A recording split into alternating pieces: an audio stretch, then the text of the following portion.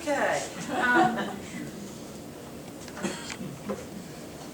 Ed and Sally Williford, you know, were here months ago, and Sally, the way she presented, I loved it. She had written out a story, a narrative, and she read it.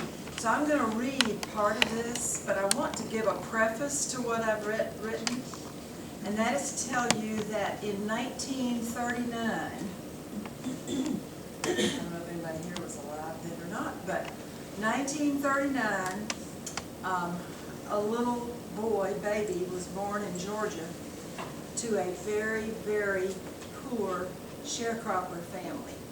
And his name was Ralph Newman. And his father was an alcoholic. He grew up in a very abusive home.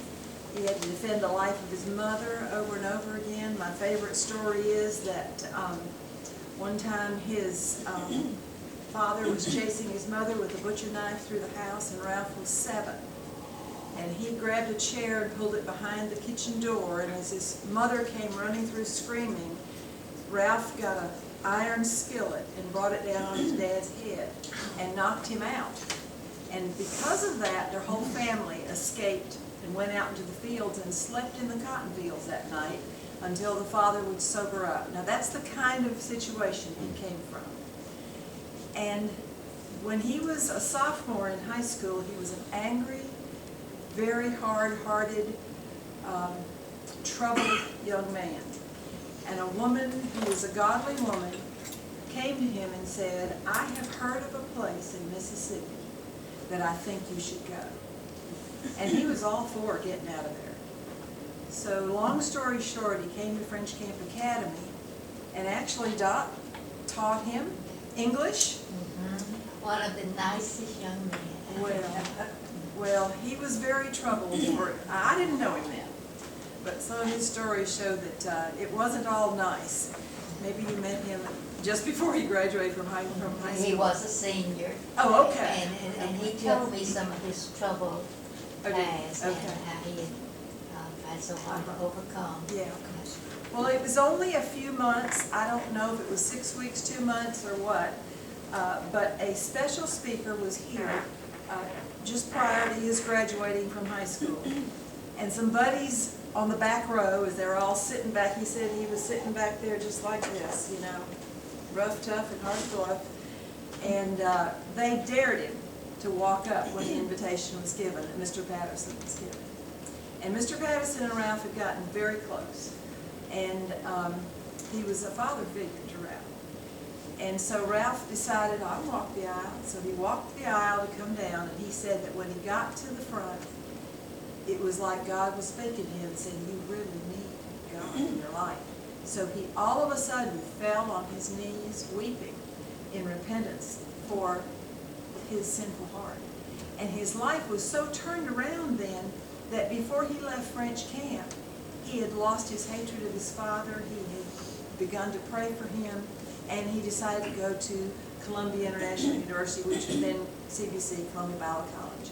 So he went to Columbia Bible College, and that's where we met. And all through college, Mr. Patterson would call him periodically. No text phones on the planet at that time, or cell phones. And he would send him a plane ticket once a year to come back to Harvest Festival. And so my first date with him, my junior year of college, all he talked about was French Camp Academy and Mr. Patterson, and wanting me to someday see it. Well, long story short, we were married in 63, and Mr. Patterson had asked him to come back and teach Bible here. So he came, and when he arrived, he came in August. We were to be married the following November. Polly and Sam were here, and Polly and Sam were his house parents. Yeah, For a we were his stretch. house parents. And also, Ralph and I commuted to the state courts, and that's where I learned a lot about Oh, okay. his dad. Well, anyway, when he got here, Mr. Pat knew we were engaged, but he came as a single man. He'd be here single all through till the end of November. But Mr. Pat called him in and said, "I know you've come to teach Bible, but we need a house parent in Spencer McCain dorm," which was all junior high boys. There were 18 junior high boys in that dorm. So Ralph called me, And I was so clueless, I said, that sounds fine. I didn't even ask what it involved. When we got here after we were married, he was the house parent and he taught all the Bibles and church history. And Mr. Pat had also told him there was nobody to produce the school newspaper. So in the Quonset hut sitting where Griffin Dorm is now, there was an old metal Quonset hut, and he had a addressograph that he stamped every letter that went out, and he mimeographed off the newsletter and sent it out, however many there were, I don't know. But, so he was a busy man as a dorm parent, teaching all the classes and doing the school I newspaper. think Sam helped him on that too. He may have, he may have. Because he was mechanical drawing that. Yeah. So, he was in the midst of that. We were house parents in Spencer, and then we moved the next year to Alexander to follow Sam and Polly when they moved out. And then Mr. Patterson asked us to move into Flowers Dorm when it was built. And it was the first air-conditioned building on campus. I felt so guilty because no one else had air conditioning in any of their dorms. And Mr. Patterson, why he chose to have us move into that new dorm, I do not know, but it was a true gift. And then he asked him to move out of the dorm and move down into what was the church manse, which was sitting where the two little B&Bs are, the Buford cabin and the little B&B. And we lived down there in 1968, and then Stuart Angle came and asked him to move back up here less than a year after we had moved in down there, up to the house across from where Bill and Sharon lived, the house over there between the infirmary and where the Ragsdale, well, between now the Pendletons and where the Ragsdales live. So we moved up there. And in 1974, Ralph was on a hunting trip. But first of all, let me just say that what I'm sharing with you today, I believe, is such a piece of God's redemptive story. The way He redeems. He takes the broken, the bent, the hard times and turns them into something really good. And we don't always see that. But as I look back, I'll get into this further in a little bit, but I'm so humbled to realize how God uses everything in our lives, even though we don't see that picture when it's happening. But in the early 1970s, Ralph was hunting at the south end of our property, not on French Camp Academy property, but in Attala County, beyond our property. Actually, to get there by road, you would come out on the trace, go south 3 miles, turn left on the first gravel road, and you would find that area where he was hunting. And he came across a log cabin that absolutely fascinated him. And it had weeds that were up to shoulder height, all the way around it. And he plowed through and went and looked, and he came home, and he said, "Honey, I have found a treasure." All right. After some thought, he decided to search out the property owner in the Attala County Courthouse. And from the information found, he called the owner and learned that it was built by the Huffman family in 1840. And the current owner had agreed to sell it to him for $500. Problem. We personally did not have $500. Matter of fact, we made together much less than that per month. So we couldn't buy it, and neither did we have any property to put it on. So Ralph had a vision, though, for restoring it as the base of a historic area on the Natchez Trace. And he even said to me, "Honey, that would be Mississippi's Williamsburg." Well, when first asked about purchasing the cabin, the president, Stuart Angle, said the school could not afford $500. However, in 1974, this is actually, he found it before this, but in 74, I don't have time nor the liberty to give you the details, but funds were available and Ralph was asked to step out of the dean's office to concentrate on moving the Huffman cabin to the property and to begin the construction of what he thought would make a great historic area right at that junction. So thus began the FCA Historic District. A regular work crew of high school boys, Chad Miller, Dana Watson, Calvin Welch, Buster Hunt, Craig Applegate, Joey Shaddix, David Smith, Keith Baker, and one more whose name I can't recall, was assigned to this project with Ralph as their work director. A most unusual sight was their vehicle for this project. As is often the case at French Camp Academy, we get things that we really don't know that we have any use for. A funeral home had given Stuart Angle a hearse. And Ralph thought it was the perfect thing for a moving tool shed and transportation for the work crew. Needless to say, lots of jokes were aimed at this crew in their unique conveyance, but the boys took great projects in their pride and their transportation. They were indeed the most alive passengers that hearse had ever carried. The first stage of the project found the crew 3 miles south of campus preparing the cabin for moving. They removed several lean-to type add-ons in the back. They removed the chimneys on either end. They removed the roof and the porches, front and back, and so it was ready for moving with just what was left, the cabins, and they were connected. And Ralph got in touch with a man from Carthage who had the equipment to put the axles under there and pull it down the trace. And he prepared for moving the cabin. Now, during this time, he made repeated visits to the Parkway offices up on the north part of the trace at Tupelo to discuss the proposed historic area. The Parkway officials were enthusiastic, and they even promised to make a new pull-off. Said, Mr. Newman, if you do this, we'll put a new pull-off there, wherever it is. So this pull-off was later added at the drain home site, which you now see when you stand on the front of the drain house and you look toward the trace. That pull-off was built as a fulfillment of the promise that if it ever happened, they would build one. Discussion with Natchez Trace federal officials dealt with exactly, and I mean exactly, where the Huffman cabin would sit and what would be sold in it. A few years prior to this time, we had 4 girls accepted at French Camp Academy, the 4 Watson sisters, the youngest of which was Stephanie. She was about 2nd grade. Stephanie would come to lunch from the grammar school every day, and she would cry. She was so homesick and she didn't want to go back to school. And I asked Ralph if I could take her home to spend some time with me. And so during those afternoons, I taught her how to do needlework, crocheting, and some cross-stitch. She was so oh, by the way, she had never played with dolls. So I always made her spend a few minutes in one of the girls' bedrooms and play with dolls, and then we went to the living room and we did needlework.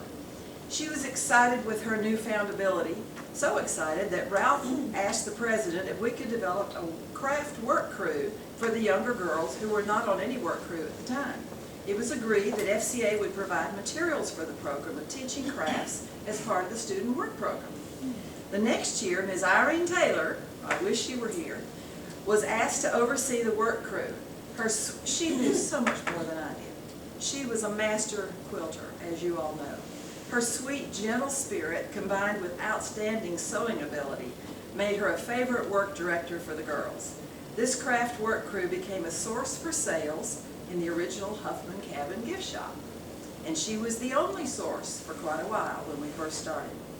Ralph also, during this period of time, made several visits to Mississippi State to the architecture department to discuss the proposed project. He asked if there were a graduate student who would agree to make a drawing of the proposed village, and which would begin with the Huffman Cabin, where it is now sitting, and wind around through the area to Mount Salem Road.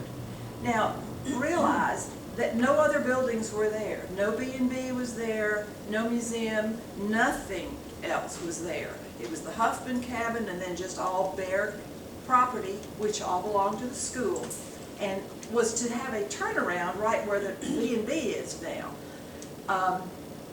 The only other buildings at this time were all in Ralph's mind.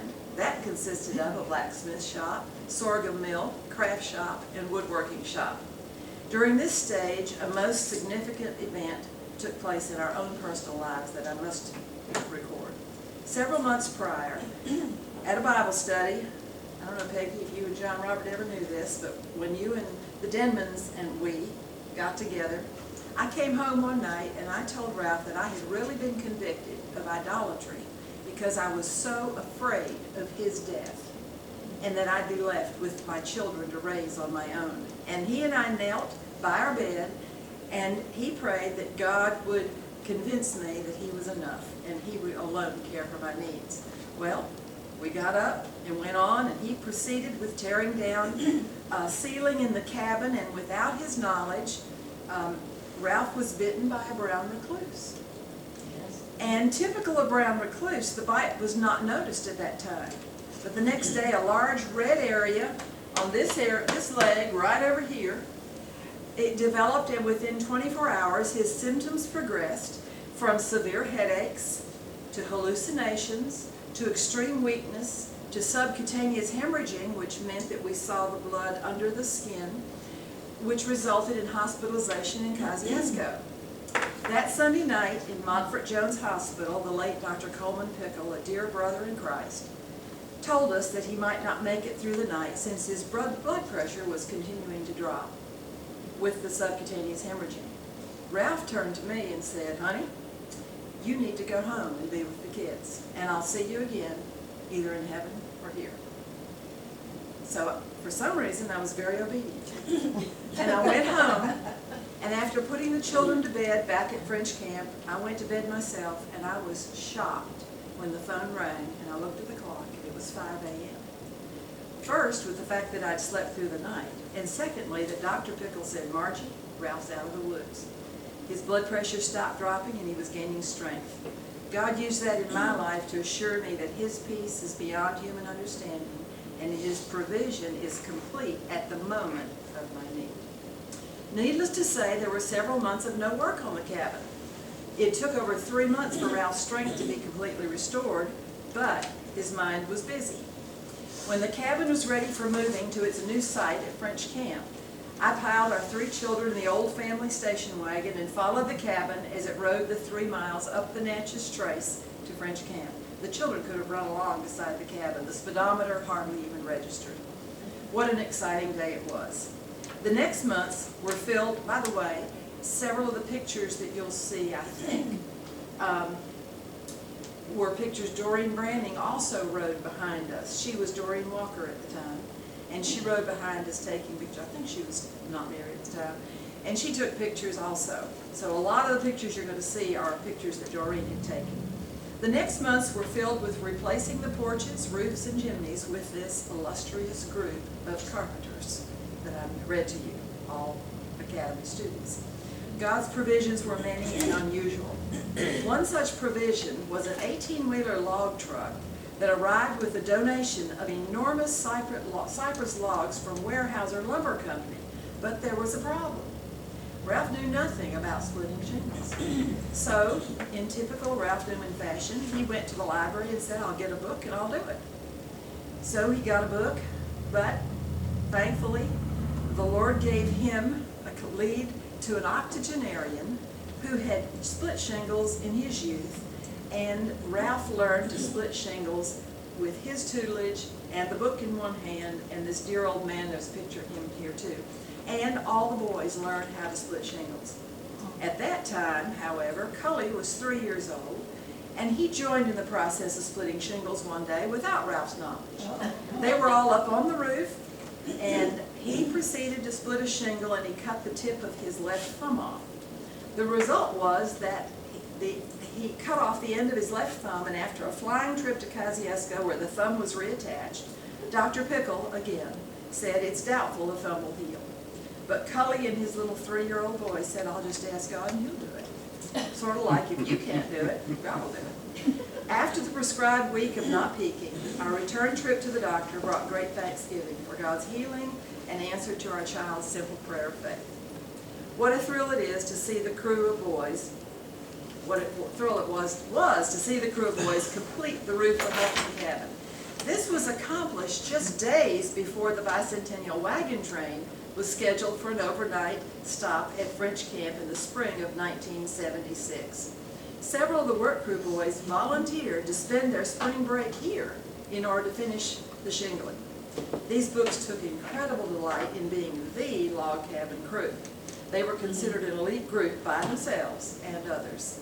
Some of you remember Chad Miller. He's been around a lot. He's still feels that that is his handiwork down there. And I'll tell you, he was a huge, huge, big part of it, because he would show up on Saturday afternoons, he'd show up on vacations, he would stay and say, let's go work. The bicentennial wagon train headed to Washington, D.C. As you may know or remember, there was a wagon train, or a wagon at least, from every state of the Union that was headed up to Washington. And the wagon train division that was coming through here had Louisiana, Arkansas, and I think Texas, I can't remember.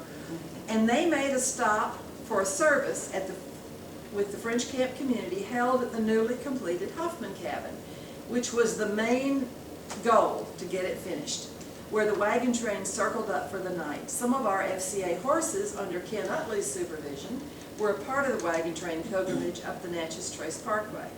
Incidentally, Rusty McKnight, who's now principal here, as a young boy, was riding a horse up the trace for the wagon train celebration. Later, after Parkway officials had already approved the exact location of the cabin, they came back only to say, we're sorry, but we've made a mistake. We have mistakenly allowed this building to sit over the government line about 3 feet on the northwest corner. Thus, no sales are allowed in it. However, Ralph said, what about this? We have all of the sales in the northwest side, but in the southwest side, we had a museum type setup where downstairs, it's 2-story on the south end and it's only 1-story on the north end. So on the south end, downstairs, he had set up a typical 1840s living area with old furniture and so on, and upstairs was a bedroom set up. So he said to the ranger, I've got the answer. We'll swap the 2 rooms and we'll sell out of the southwest. And he thought for a minute, he said, well, I guess we can do that. So we swapped, and that's where it sells today. And I don't know if Todd even knows why it's there, and you better not ever swap it. But that's why sales now are in the south end of the building. However, they permitted the sales to continue, and Ralph suggested moving to the south room of the cabin. The museum furniture that had been on display in the south and the gift shop items from the north room were simply swapped. The letter of the law was satisfied. Shortly thereafter, we received a call offering us an original council house from the Choctaw Indians. Ralph and his crew traveled, it was a good distance, and he traveled to that cabin and took with him on his crew Brock Angle, who was the oldest son of Stuart Angle at the time president, and they dismantled every log, and Ralph numbered every log of that whole cabin and brought it back on a big truck and dumped it in a pile right behind where the council house now sits. As a matter of fact, I think you'll see a picture here, it's been a while, of Ralph sitting on those logs. After the logs were safely stacked behind the Huffman cabin, Rich Cannon